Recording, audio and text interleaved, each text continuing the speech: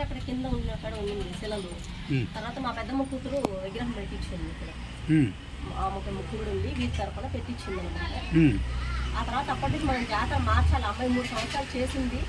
తర్వాత మనం జాతర మార్చుకోవాలి. జాతర మార్చుకోవాలంటే మనకి సంవత్సరం మనకు ఖర్చు ఉంటాయి కదా. ఆ మెయింటెనెన్స్ ప్రాబ్లం వల్ల ఈ గుడి కట్టాలి. ఆ తర్వాత మేము జాతర మార్చుకోవాలన్న ఒక ఉద్దేశంతో అక్కడ జరిగిన రోజు ఇక్కడ చేస్తున్నాము. రేపు గుడి పూర్తయిన తర్వాత మేము అన్నమాట జాతర మార్చుకుంటాము. ఒక మంచి రోజు లోకల్ మాట్లాడలేవా?